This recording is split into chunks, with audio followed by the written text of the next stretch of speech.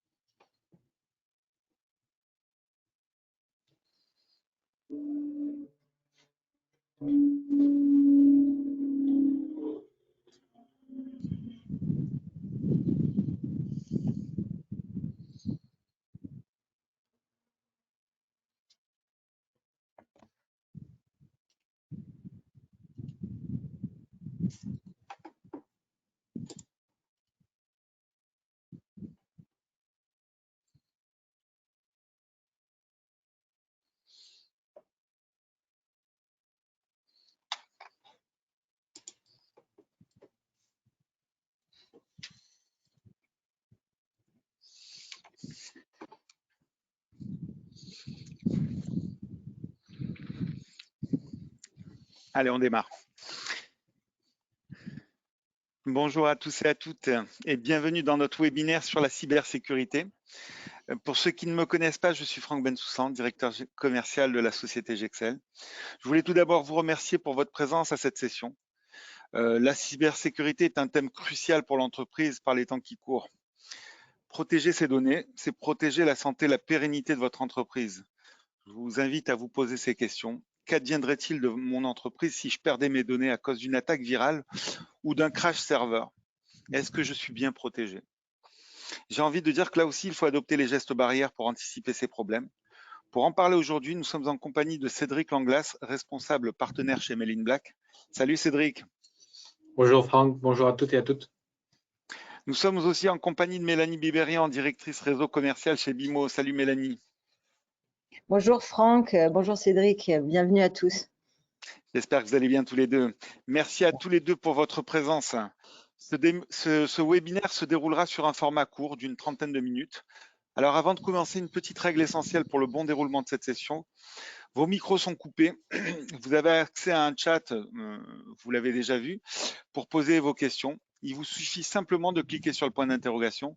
Nous tâcherons d'y répondre en fin de session. Bon webinaire. Nous allons commencer par Cédric, ensuite ce sera le tour de Mélanie. Cédric, je te laisse la parole. Explique-nous comment peut-on à la base protéger ces données.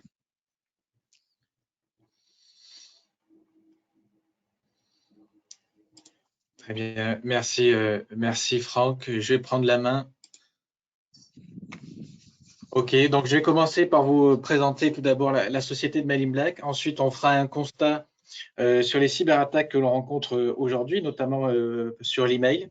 Et ensuite, les solutions qui vont vous permettre d'avoir une protection de messagerie. Aujourd'hui, Mail in Black, c'est une entreprise 100% française. On est basé à Marseille.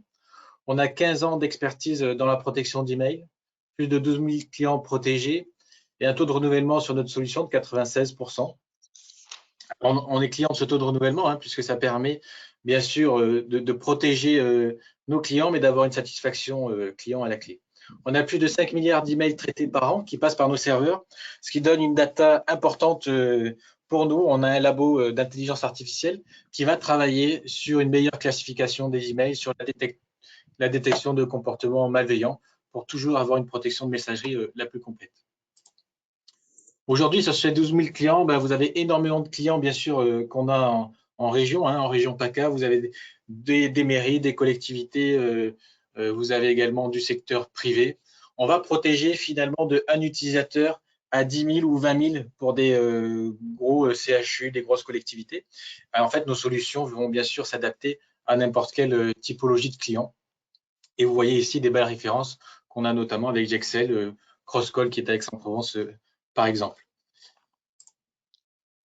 Vous avez dû suivre l'actualité qui est assez riche en ce moment sur tout le plan cyberattaque. On voit hein, tous les jours, vous avez des hôpitaux, des mairies, des collectivités qui font la une des journaux parce qu'elles ont malheureusement subi des attaques. Aujourd'hui, Mail in Black a été lauréat du grand défi cybersécurité, qui est un plan qui a été mis en place par Emmanuel Macron, notamment sur le besoin et la nécessité de pouvoir sensibiliser et former les organisations au risque des cyberattaques. Et donc, Mail in Black, en proposant ces deux solutions, que ce soit la protection de messagerie et la sensibilisation, répond actuellement à ce besoin.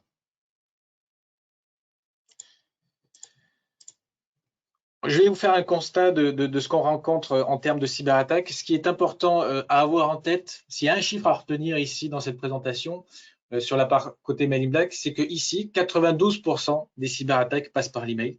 Vous voyez, on rend compte ici la nécessité de pouvoir protéger sa messagerie. Aujourd'hui, vous avez peut-être des antivirus sur vos PC, vous avez des firewalls, des choses mises en place. Si aujourd'hui, vous ne protégez pas votre messagerie, vous vous rendez compte ici, avec ce chiffre-là, qu'il y a une faille de sécurité, bien sûr, qu'il faut combler. Aujourd'hui, quand on voit passer le flux de messagerie, 50% des emails sont dangereux, hein, sont des spams, des virus. 25% des newsletters, on appelle ça des emails qui ne sont pas productifs. Et finalement, si on permet déjà d'avoir un filtrage sur sa messagerie, on va permettre bien sûr d'économiser du temps et bien sûr de diminuer le risque d'une attaque. Quand on regarde de plus près, 92% des cyberattaques passent par l'email et si on fait un focus, 79% sont de type phishing ou spear phishing, c'est-à-dire, alors c'est des mots qu'on entend un petit peu là, un peu partout, du phishing, spear phishing ou ransomware. En gros, ici, c'est des attaques où on va usurper une identité ou une marque. On va se faire passer pour une Fnac, pour Netflix, pour des choses comme ça, où on va vous demander, par exemple, vos identifiants et vos mots de passe. Ces attaques-là vont aboutir à 90% à cause de la négligence des salariés. Trop rapidement, les utilisateurs vont cliquer sur des liens, sur des pièces jointes, sans connaître les conséquences que ça peut avoir sur le système d'information. Et finalement, l'attaque peut aboutir et ça peut être dramatique pour des entreprises. Et je pense que Mélanie détaillera cet aspect-là sur BIMO.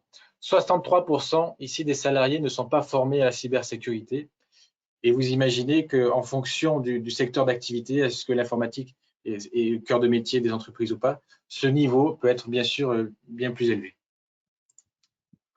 Aujourd'hui, si on fait un focus sur ce qui s'est passé en 2020, on a eu une hausse significative des cyberattaques, notamment due à la mise en place du télétravail. On a eu plus de 400% d'attaques. Et bien sûr, énormément d'attaques qui sont liées au coronavirus. On a des milliers et des milliers de noms de domaines qui ont été créés justement pour pouvoir véhiculer des attaques de phishing, c'est-à-dire d'usurpation. On se fait passer, vous voyez, pour un établissement de santé, un laboratoire qui a sorti un vaccin, des choses comme ça. Et là, on va piéger justement les utilisateurs qui ont besoin d'informations sur ce sujet. Aujourd'hui, le coût moyen d'une attaque pour une organisation, pour une entreprise, s'élève à 100 000 euros. Vous voyez, donc ça peut être assez dramatique si on ajoute des sanitaires, crise économique et en plus de ça, cyberattaque.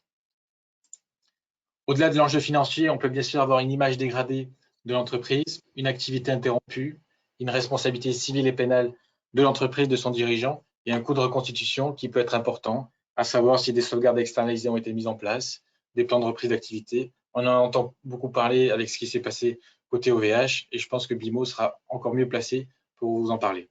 Aujourd'hui, 80% des entreprises cessent leur activité dans les 2 ans après un sinistre informatique. Vous voyez vraiment les conséquences que ça peut avoir. Le constat du marché, il est simple, hein. Vous avez une transformation digitale qui a été accélérée par la mise en place du télétravail qui a été imposée.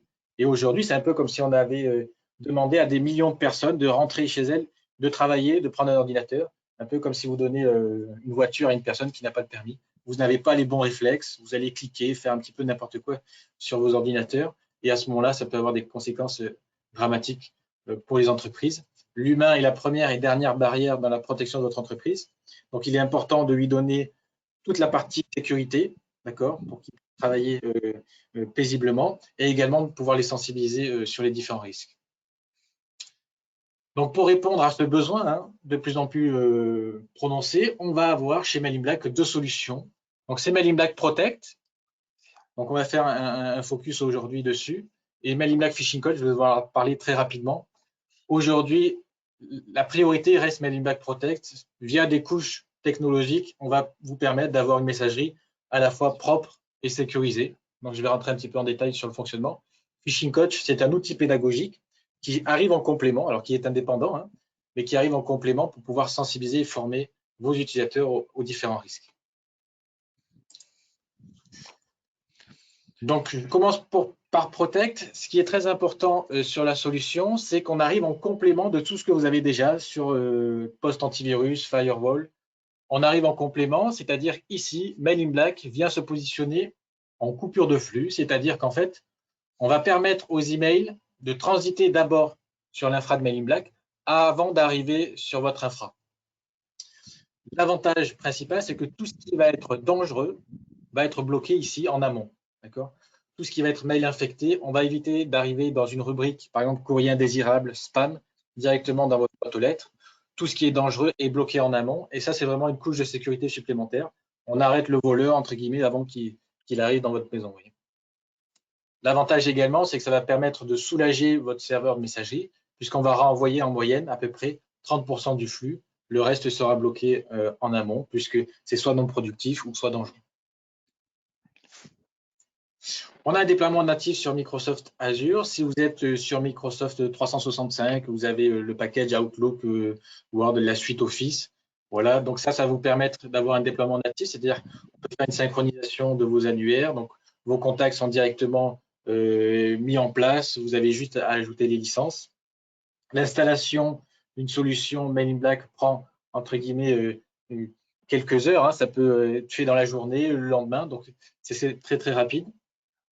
On a également un gros partenariat avec Microsoft, puisqu'on est présent sur leur marketplace où ils proposent justement leur offre de messagerie, plus la couche Mail in Black qui vient apporter justement une couche de sécurité supplémentaire.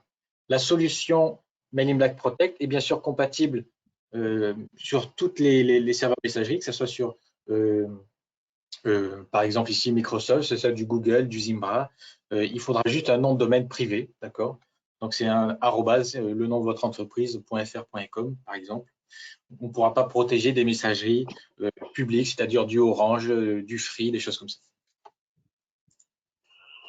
Pour vous montrer comment fonctionne la solution, on va se positionner sur deux piliers principaux qui sont à la fois la sécurité et le confort. Donc, si demain vous recevez un virus, à ce moment-là, c'est les technologies de Mail in Black qui vont bloquer ce virus sur l'infra de Mail in Black. Donc, tout ce qui est virus, ransomware, CryptoLocker, tout ce qui est tentative d'usurpation, dont je vous ai parlé, tout ce qui est les technologies anti-spam, anti-phishing qui vont bloquer ce type d'email-là.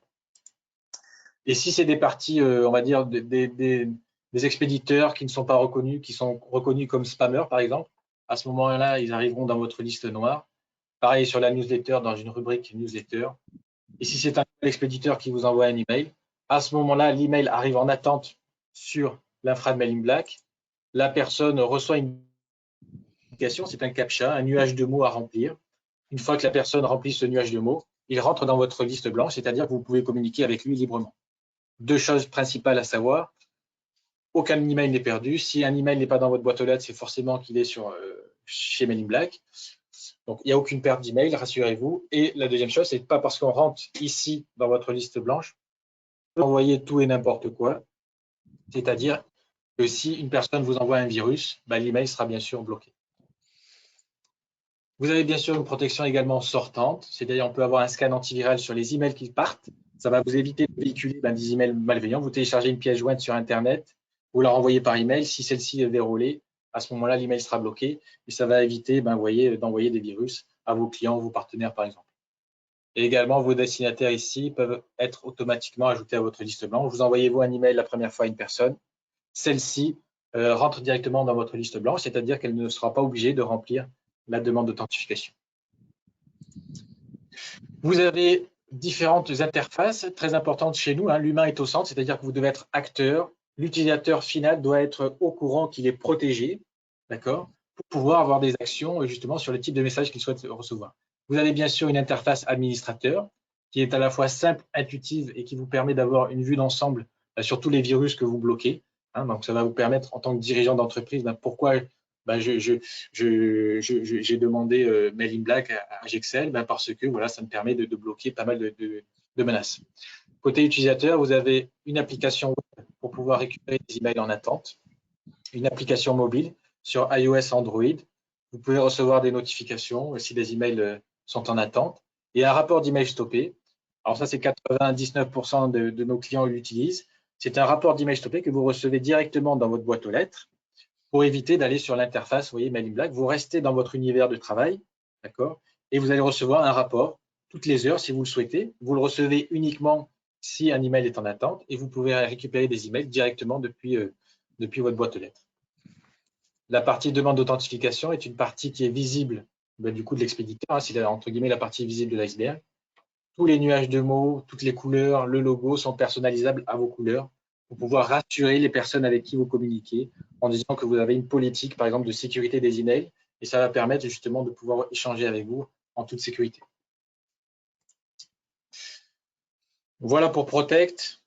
J'essaie d'aller assez rapidement hein, parce que pour que laisser aussi de la place à BIMO, je vais parler rapidement de Phishing Coach et puis je vais laisser la main. N'hésitez pas aussi à poser des questions et on pourra y répondre aussi à la fin de ce webinaire. Et s'il faut rentrer aussi un peu plus en détail parce que vous avez des cas spécifiques, on pourra bien sûr avec Gexcel prendre rendez-vous avec vous et en parler. Rapidement, pour faire un rappel de Phishing Coach, c'est un outil complémentaire qui est complètement indépendant. Hein. Vous pouvez avoir Phishing Coach même si vous n'avez pas de protection de messagerie ou si vous avez une solution de messagerie, de protection de messagerie concurrente à Mail in Black. Ça arrive vraiment en complément. Le but, ça va être de simuler des campagnes de phishing dans un environnement sécurisé et on va proposer des contenus de formation pertinents, ludiques, au moment où l'utilisateur va renseigner ses données, c'est-à-dire au moment où ils vont commettre l'erreur et se faire piéger.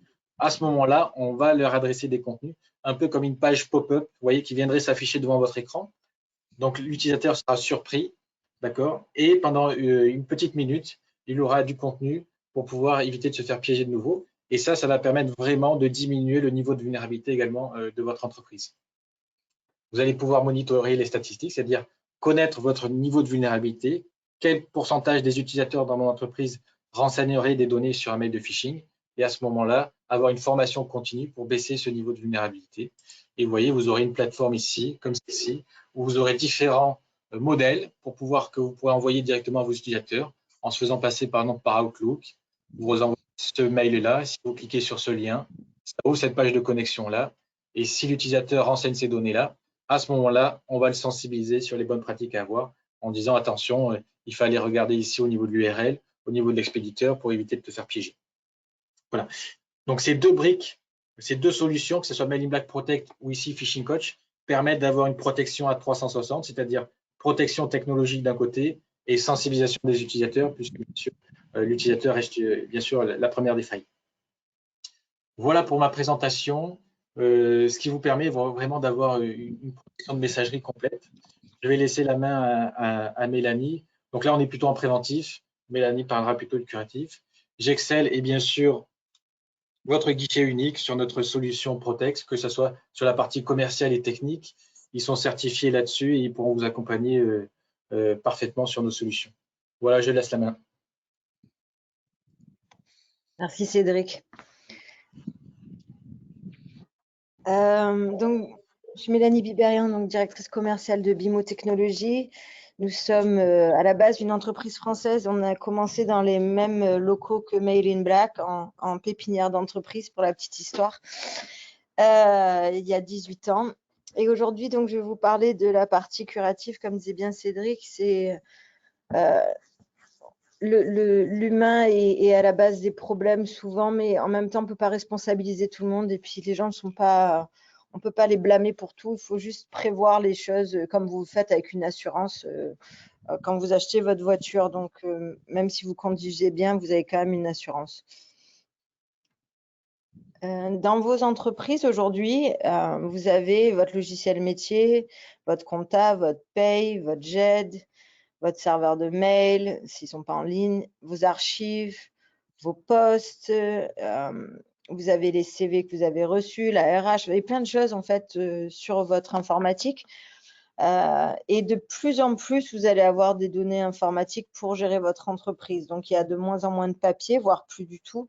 Et donc, tout le battement de cœur de l'entreprise est dans l'informatique aujourd'hui. Alors, les risques, il y a le premier, on va dire le plus gros, c'est l'erreur de manipulation. Vous effacez un fichier sans faire exprès, vous pensiez l'avoir enregistré, vous l'avez écrasé une autre version que vous vouliez garder. Et il peut se passer plein de choses. Les pannes, donc matérielles, hein, tout à fait, un ordinateur qui casse, ça arrive à tout le monde. Un serveur qui surchauffe, qui casse, ça arrive aussi. Les vols, alors on a plein d'histoires qui sont arrivées à nos clients, mais ça peut être des gens qui se font passer pour des prestataires informatiques et qui repartent avec les ordinateurs portables. Il y a des vols dans les entreprises, quoi qu'il en soit. Et ce dont on parlait tout à l'heure avec Cédric, là, c'est les crypto-lockers. Donc ça, c'est les attaques, mais c'est 11% des risques que vous avez dans une entreprise par rapport à tout ce qui peut arriver aussi. Donc, il faut vraiment penser à tout pour pouvoir dormir tranquillement, on va dire. Et les catastrophes naturelles, donc c'est un petit pourcentage et c'est le plus dévastateur. On a vu qu'il y avait des inondations, des incendies, enfin tout ce qui peut arriver malheureusement. Donc, vous ne pouvez pas vous protéger de tout, mais vous pouvez faire en sorte de pouvoir recouvrer votre information le plus rapidement possible en cas d'incident. Donc, pour être sûr de pouvoir recommencer son activité si vous subissez un incendie, un crypto, une attaque virale donc, ou un vol, il faut être sûr d'avoir une sauvegarde de données. Parce que c'est à partir de cette sauvegarde de données qu'on peut toujours remonter un système informatique. Alors, pour nous, la sauvegarde de données, elle doit être tout d'abord automatisée. On a vu dans le cas du confinement, au mois de mars, ça allait tellement vite l'année dernière qu'il n'y a pas eu forcément le temps de s'organiser pour savoir qui allait gérer les sauvegardes, etc. Donc, ça ne doit pas être une priorité au quotidien. Ça doit vraiment être automatisé pour que vous n'ayez rien à faire et que vous sachiez que ça se fait automatiquement en tâche de fond. La deuxième chose, c'est qu'il faut qu'elle soit en local, donc dans l'entreprise. Vos sauvegardes doivent être à côté de vous. Pourquoi? Parce que si vous avez, on ne parle pas du feu ou de l'inondation, mais si vous avez un problème sur un ordinateur ou autre, il faut pouvoir restaurer tout de suite rapidement. Donc, la donnée, elle doit être chez vous. Puis d'abord, c'est vos données, donc c'est important d'en avoir une copie chez vous. Mais il faut aussi qu'elle soit externalisée en cas de feu ou d'inondation. Donc, à ce moment-là, on va mettre une copie ailleurs, en dehors des locaux. On va voir ça après, comment on la met ailleurs. Il faut qu'elle soit chiffrée pour des raisons évidentes de confidentialité. Il faut qu'elle soit éprouvée parce que vous n'êtes pas là pour essuyer des plâtres et tester des solutions. Il faut aussi qu'elle soit indétectable au ransomware, c'est-à-dire qu'il ne faut pas que le ransomware puisse attaquer d'une manière ou d'une autre votre serveur de sauvegarde. Il faut qu'il y ait des rapports automatisés pour savoir ce qui s'est passé ou pas. Et il faut que ce soit compatible avec votre système informatique, évidemment. Donc ça, c'est la base. Les trois à retenir, ça va être automatique, local et externalisé. La solution BIMO, qui est mise en place chez GXL, avec qui nous sommes partenaires depuis 15 ans, c'est une solution où vous allez mettre chez vous un boîtier de sauvegarde. Donc, c'est une appliance BIMO. Je ne vous ai pas mis les photos de la gamme de boîtiers parce qu'en fait, on a tout le détail de boîtier de 200 gigas à 350 téraoctets de données. Donc, on a vraiment le matériel adapté à la taille de votre entreprise et à vos besoins. Et ce que ça va faire, c'est que la BIMO qui va être placée dans votre réseau, dans votre entreprise, elle va récupérer automatiquement les données des postes et des serveurs et des portables et des nomades, etc. sur votre boîtier BIMO. Donc, on aura paramétré, par exemple, que les postes sont sauvegardés tous les jours à midi et ça va envoyer, la box va automatiquement aller récupérer les nouvelles données à sauvegarder tous les jours à midi, à 18 h. Vous pouvez le faire 4 fois par jour, 10 fois par jour. C'est vous qui définissez vos besoins. Si vous avez des données dans le cloud, vous avez un serveur qui est hébergé, vous pouvez aussi le rapatrier sur votre BIMO en plus des données qui sont en local. Et ça, c'est une fonctionnalité qui est importante parce qu'on a vu que les data centers, ça pouvait brûler. Donc, c'est malheureusement l'actualité récente. Donc, il faut avoir 3 points de sauvegarde, c'est-à-dire la sauvegarde chez vous et dans un data center qui est répliqué, donc par Gexcel. Donc, un point. Je ne sais pas exactement dans quel data center vous êtes. Vous êtes à Marseille, il me semble, hein, comme nous. Pour les réplications. Ce qui est important, c'est que la sauvegarde, elle va être automatisée. Donc, le boîtier en local qui récupère les données des postes et des serveurs. On a un antivirus Sophos qui est intégré en plus de votre antivirus. Tout est chiffré.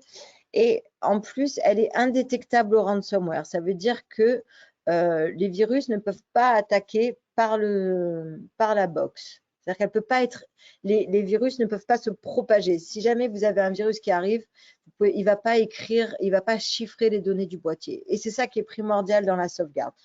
Parce que si jamais vous subissez une attaque d'une manière ou d'une autre, si le ransomware il va commencer à chiffrer toutes vos données, il va chiffrer aussi les données de votre NAS. Si vous avez un NAS comme serveur de stockage et de sauvegarde, ça va être chiffré automatiquement. Donc, c'est important d'avoir un boîtier qui est vraiment invisible et indétectable au ransomware.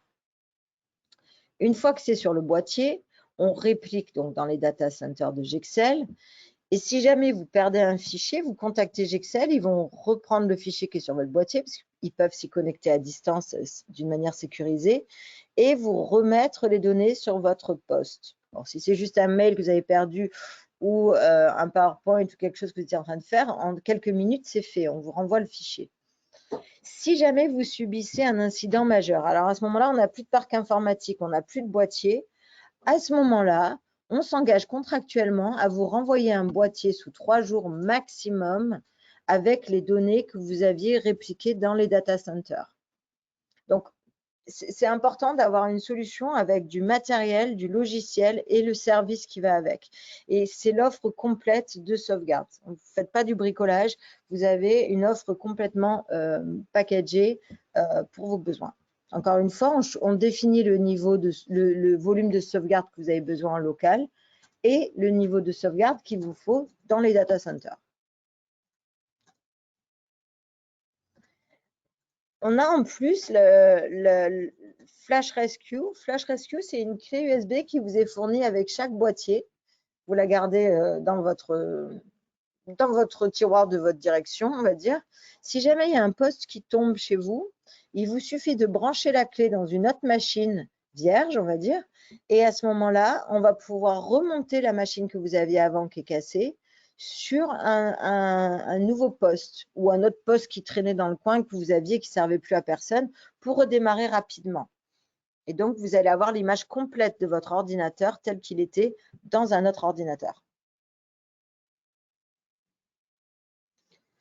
Nous sommes donc compatibles avec tous les systèmes d'exploitation. On fait les sauvegardes de bases de données SQL, les sauvegardes de machines virtuelles, tout ce qui est Exchange. On peut sauvegarder autant de versions qu'on le souhaite. Encore une fois, on est limité uniquement par la taille du boîtier. Et la taille du boîtier, on peut, le choisir large ou 2, le faire évoluer si besoin, parce qu'on a des capacités d'agrandissement des boîtiers. On met autant de versions qu'on veut, donc on peut restaurer 24 heures sur 24, 7 jours sur 7. La restauration bare métal, ça veut dire qu'en fait, c'est comme je vous ai montré tout à l'heure sur le Flash Rescue, c'est-à-dire qu'on va remonter une machine à l'identique à partir de la sauvegarde. Donc, casser un serveur, on remonte le serveur à l'identique. On peut juste restaurer un fichier si on le souhaite. Et avec le télétravail, ce qui est important aujourd'hui, c'est de sauvegarder les postes qui sont nomades. Très peu de gens le font et pourtant, c'est primordial de sauvegarder tous ces postes qui sont à domicile et qui ont des données quand même importantes. Et pas tout le monde met tout sur le serveur, c'est pas vrai. Donc, il faut au moins les sauvegarder, même si c'est sur les postes, même si c'est moins critique, c'est important de les sauvegarder. Et ce que je vous ai dit tout à l'heure, on peut aussi sauvegarder les données de votre cloud. On installe un agent dessus et on rapatrie sur votre boîtier. Comme ça, vous sauvegardez votre cloud chez vous en plus de tout le reste. Donc, rapidement, pour présenter BIMO, nous sommes une entreprise française. C'est important de le dire aujourd'hui de travailler avec des entreprises locales comme Mail in Black et BIMO et Gexcel d'ailleurs. Nous avons 18 ans, nous sommes une vingtaine de personnes, nous sommes éditeurs, nous travaillons avec 12 000 clients à peu près, tout ça par notre réseau de distribution, qui sont des partenaires, donc qui sont certifiés à nos solutions, qui suivent un cursus de formation avec 3 niveaux de certification pour les équipes techniques et qui imposent donc notre cahier des charges pour le paramétrage et le suivi des sauvegardes de données. Donc vous allez avoir un rapport que vos sauvegardes se sont bien faites, mais nos partenaires ont un rapport quotidien de l'état de leur parc avec les modifications à faire s'il y en a, pour être sûr de vous proposer et de suivre des solutions complètes et de tout sauvegarder chez vous. Voilà pour la partie BIMO. C'est tout pour moi aujourd'hui. Est-ce que vous avez des questions sur la sauvegarde de données? Je remercie Mélanie et je remercie Cédric aussi. Mélanie, tu as terminé? C'est bon? Je pense avoir fait le tour, mais en gros, juste pour conclure, pardon, c'est que c'est vraiment le dernier rempart. Donc, quoi que vous fassiez, la sauvegarde de données, c'est ce qui va vous permettre de remonter la pente en cas de quoi qu'il arrive. Bon, ça va. Bon, on va passer aux questions. J'en ai 2. Donc, vous avez été bon, ça veut dire que tout le monde a compris. Alors, la première question, c'est peut-on recevoir une alerte s'il y a un problème de sauvegarde? Tout à fait. Exactement. En fait, on va vous paramétrer à la demande. Hein, vous demandez à Gexcel, ils vous mettront en alerte mail et vous aurez une alerte s'il y a un souci. Vous pouvez avoir soit les alertes, soit les rapports et les alertes. D'accord, impeccable. Deuxième question, peut-on faire un cliché total du serveur? En cas de problème, repartir sur un autre serveur? Exactement. C'est ce qu'on appelle le bar metal restore. C'est-à-dire qu'on va faire le bar metal, ça veut dire un métal nu. Donc, c'est comme si vous repartiez sur une machine nue à partir de l'image complète du serveur qui était là avant. Bon, je pense que c'est clair. Alors, juste pour information, vous avez la possibilité de nous contacter pour nous poser d'autres questions au cas où ça vient un peu plus tard. En tout cas, je vous remercie à tous les deux, Cédric et Mélanie, pour votre participation. Merci beaucoup. Et merci aussi aux participants. Pour information, vous allez recevoir un mail dans le courant de la journée qui contiendra le replay du webinaire de ce webinaire justement. Il ne me reste plus qu'à vous souhaiter une excellente fin de journée et une très bonne fin de semaine. À très bientôt. Au revoir. Merci. À très bientôt. Au revoir. Au revoir. Merci.